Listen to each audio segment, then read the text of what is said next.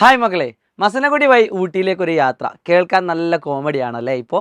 എന്നാൽ ഞാൻ പറയുന്ന ഒരു കാര്യം, ക്രിസ്മസ് എക്സാമിന് ശേഷം മോഡൽ എക്സാമിലേക്കുള്ള ഒരു യാത്ര എന്ന് പറയുന്നത് വളരെ ഭീകരമാണ്. അത് എക്സ്പീരിയൻസ് ചെയ്യുന്ന ആളുകളാണ്, അല്ലെങ്കിൽ അനുഭവിച്ചു കൊണ്ടിരിക്കുന്ന കുട്ടികളാണ് 10ാം ക്ലാസ്സിലെ നിങ്ങളെന്ന് പറയുന്നത്. കൃത്യമായിട്ട് പറയുകയാണെങ്കിൽ നിങ്ങളൊന്ന് ആലോചിച്ച് നോക്കൂ. പല ആളുകളും വിചാരിച്ചിരിക്കുന്നത് എന്താണ്, ക്രിസ്മസ് എക്സാമിന് ശേഷം 2-3 മാസമുണ്ട്, അത് ഞാൻ അടിപൊളിയായിട്ട് പഠിക്കും, എനിക്ക് മാർക്ക് സ്കോർ ചെയ്യാൻ പറ്റും, ഞാൻ കഷ്ടപ്പെട്ട് പഠിക്കും. അങ്ങനെയൊക്കെ വിചാരിച്ചിരുന്ന ആളുകൾ ഇപ്പോൾ ഏത് റൂട്ടിലാണെന്ന് പോലും പല ആളുകൾക്കും അറിയില്ല. പക്ഷേ വിചാരിച്ച ആളുകൾക്കൊക്കെ ടെൻഷൻ ഉണ്ട് എന്നതാണ് സത്യം. പഠിക്കാൻ കഴിയുന്നില്ല, കാരണം അവർ മറ്റു പല കാര്യങ്ങളും എൻഗേജ്ഡാണ്. എന്താണ് മറ്റു പല കാര്യങ്ങൾ? നിങ്ങളുടെ IT പ്രാക്ടിക്കൽ എക്സാമുകൾ, തിയറി എക്സാമുകൾ, അങ്ങനെ ഒരുപാട് കാര്യങ്ങളായിട്ട് നിങ്ങൾ എൻഗേജ്ഡാണ്. ഇതിനിടയിൽ കൃത്യമായിട്ട് പഠിക്കാൻ ഒരു സമയം കണ്ടെത്താൻ പറ്റുന്നില്ല, പഠിക്കാൻ പറ്റുന്നില്ല.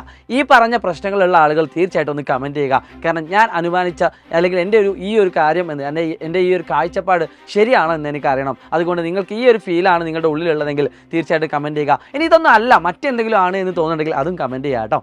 മക്കളെ, ഒരു കാര്യം കൃത്യമായിട്ട് പറഞ്ഞുതരാം. ഇനിയുള്ള ദിവസം നിങ്ങൾ പഠിച്ചിട്ടില്ലെങ്കിൽ നിങ്ങൾ നേരിടാൻ പോകുന്ന വലിയ ദുരന്തമാണ്. കാരണം എന്താണെന്ന് വെച്ചാൽ 10ാം ക്ലാസ്സിൽ മാർക്ക് കുറഞ്ഞു പോയാൽ വളരെയധികം അത് നിങ്ങളുടെ പ്രശ്നങ്ങൾ ഉണ്ടാക്കും, നിങ്ങളെ മാനസികമായിട്ട് തളർത്തും. സോ അതിനൊന്നും നിങ്ങൾ വഴി കൊടുക്കരുത്. നിങ്ങളോട് പറയാനുള്ളത് ഇത്ര മാത്രമാണ്. IT എക്സാമുകൾ പാരലായിട്ട് നടക്കട്ടെ, അതിനുവേണ്ടി മാത്രം നിങ്ങൾ എന്താക്കരുത്, സമയം കളയരുത്. അതിൻ്റെ കൂടെ മറ്റു സബ്ജക്റ്റുകൾ കൂടി പഠിക്കാൻ നിങ്ങൾ എന്താക്കണം, സമയം കണ്ടെത്തണം. ITക്ക് പ്രയോറിറ്റി കൊടുക്കരുത് എന്നല്ല പറഞ്ഞത്.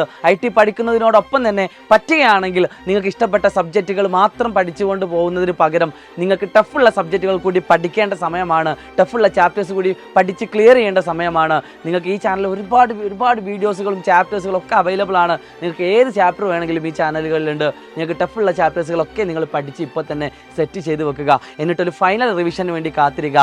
ഞങ്ങൾ നിങ്ങളുടെ മുന്നിലേക്ക് ഒരു മെഗാ റിവിഷൻ സീരീസുമായിട്ട് വരുന്നതാണ്. നിങ്ങളുടെ IT എക്സാമിൻ്റെ ഒരു പ്രഷറൊക്കെ കാര്യങ്ങളൊക്കെ ഒന്ന് ജസ്റ്റ് ഒന്ന് അടങ്ങട്ടെ എന്ന് കരുതിയിട്ടാണ്. സോ മക്കളെ മറക്കണ്ട, നിങ്ങളുടെ കൂടെ കട്ടക്ക് ഞങ്ങൾ കൂടെ ഉണ്ടാവും. അതൊന്നും അല്ല വേണ്ടത്. അതിനേക്കാൾ കൂടുതൽ നിങ്ങൾക്കുള്ളിലുള്ള നിങ്ങളുടെ ആത്മവിശ്വാസവും അത് നിങ്ങൾ നേടിയിരിക്കുമെന്നൊരു ബോധവുമാണ്. സോ അതിനുവേണ്ടി നിങ്ങൾ വെറുതെ ബോധം മാത്രം വെച്ചിട്ട് കാര്യമില്ല, വർക്ക് കൂടി ചെയ്യണം. ഹാർഡ് വർക്ക് പ്ലസ് ശൈലം, അല്ലെങ്കിൽ നിങ്ങളുടെ ഹാർഡ് വർക്ക്, നിങ്ങളുടെ കോൺഫിഡൻസ്, അതൊക്കെ തന്നെയാണ് നിങ്ങൾക്ക് മാർക്ക് തരുന്നത്.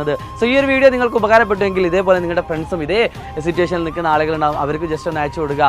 സോ ക്രിസ്മസ് എക്സാം വഴി മോഡൽ എക്സാമിലേക്കുള്ള യാത്ര എന്ന് പറയുന്നത് ബുദ്ധിമുട്ട് തന്നെയാണ്. ആ ബുദ്ധിമുട്ടിനെ മറികടന്നുകൊണ്ടായിരിക്കണം നമ്മൾ മാർക്ക് സ്കോർ ചെയ്യുന്നത്. ക്രിസ്മസ് എക്സാമിന് പല ആളുകൾക്കും പല സബ്ജക്റ്റുകൾക്കും ബുദ്ധിമുട്ടായി തോന്നിയിട്ടുണ്ടെങ്കിൽ ആ സബ്ജക്റ്റുകൾ കൂടുതൽ പ്രയോറിറ്റി കൊടുത്തുകൊണ്ട് പബ്ലിക് എക്സാമിലേക്കും അതോടെ തന്നെ മോഡൽ എക്സാമിലേക്കും നമുക്ക് ഈസിയാക്കി മാറ്റേണ്ടതുണ്ട്. നിങ്ങളുടെ കൂടെ ഞങ്ങൾ ഉണ്ടാവും എന്ന ഒറ്റ വാക്ക് നൽകിക്കൊണ്ട് it's me Shahid Ramzan Fazal Alani. By.